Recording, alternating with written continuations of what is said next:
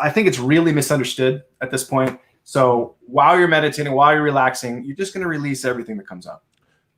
And then after that happens, you're going to reload your brain with thoughts worth pursuing, ideas worth pursuing. You're going to understand that a lot of the fluff that's going around in your head is unneeded junk, garbage noise. But while you're meditating, you're also going to see some thoughts that are worth pursuing. You're not going to grab onto any of them. You're not going to attach any emotion to any of them. You're just going to just let them all float to the surface like bubbles. And then once you do that, and the song's over, the time's over, you decide that you've had enough, you just move on with your day. And it's the best thing that you could do to yourself. You can relax yourself. You can release all of the things that good, bad, or indifferent. And then you can decide how you want to think and how you want to feel for the rest of the day. I literally bookend my whole day. I meditate in the morning, I meditate in the evening, and sometimes in the middle of the day. And I don't know what I'd do without it. So, well, look at this, Coach D.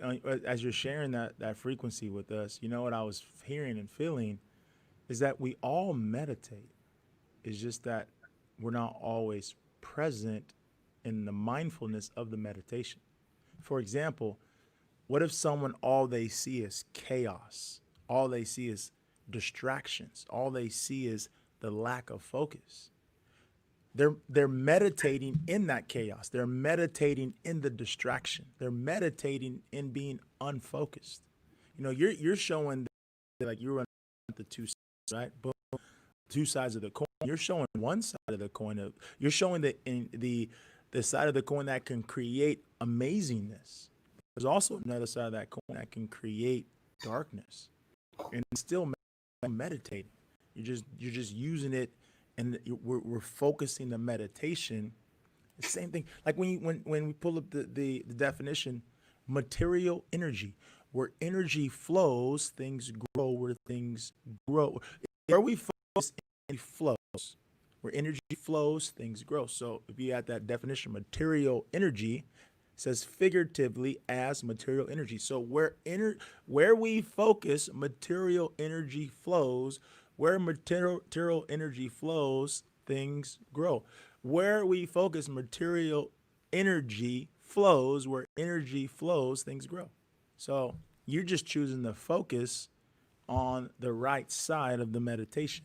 Using meditation to focus in the right area versus using meditation to focus in the chaos, the fear, the lack, the doubt, the uncertainty, all of the unknown variables, everything we can't control. Chaos, chaos, chaos, and more chaos. So people out there, hey, if you're out there, invested community, and you're meditating in chaos, we want you to stop. Be mindful. Shift your focus. Listen to what Coach D is talking about. Relax, release, and reload. hey, listen, man, this leads us into the final section of our show.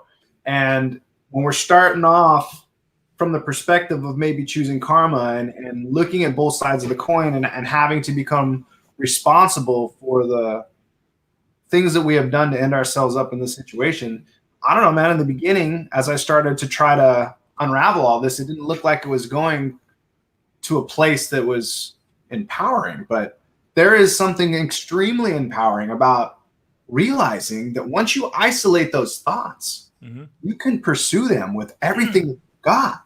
Wow. And in this time, man, like, we have no idea what's going to happen. So I feel like if there is a project that you've always wanted to do, if you want to craft something, if you want to start a new business, if you just want to have fun, like, I think the best thing about being mindful is that you can let all that other stuff that doesn't serve you, that's floating around in your melon, you can let go. You can find out, this is who I am. This is who I want to be. Let's just say that, Jamar, let's talk about those people that are meditating on the evil for a second. Let's just say that they get themselves to a point where they're no longer comfortable in those shoes and they want to change the shoes. So how do they do it? Well, they're going to have to, at some point, isolate certain thoughts that they want to pursue. And those thoughts are going to have to be better than where they're at. So it's going to take some patience. I think one of the things that's difficult, I mean, it's definitely empowering to know that you can create the you that you know is inside. But I think what gets in a lot of people's way is once they start to do it, at least for me. So normally when an emotional situation would happen, I would just flip out. Like, it would hurt, I'd freak out, I'd have a really good explanation for why it's okay for me to act this way. And then over the last couple of weeks, I ran into so much discomfort that there weren't enough explanations in the world.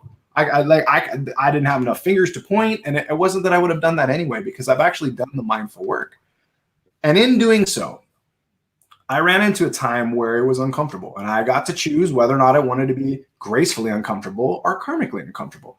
And in choosing grace, it was very hard because I created that space where I normally would have freaked out, but in this moment, I'm not freaking out. Mm-hmm. But here's the thing. In this space where I normally freak out, now that it's empty, I don't always know the best thing to do. And emotionally speaking, my brain and mind have been programmed for 40 some odd years to act a certain way. And the only way out of it is to act a different way. So it's not exactly the easiest thing in this space where you normally freak out to do it always right.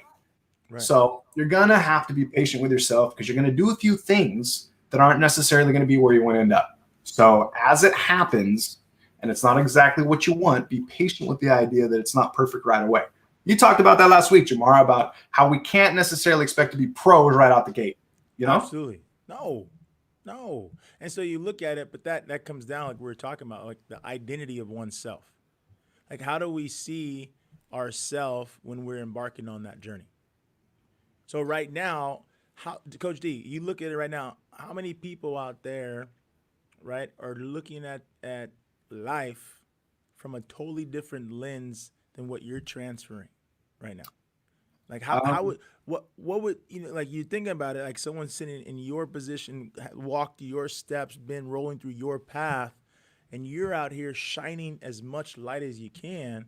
Like how do you communicate to someone to say, how do you tap into that identity of oneself even deeper? I think that it comes down to two things. You have the opportunity to either suffer or surrender.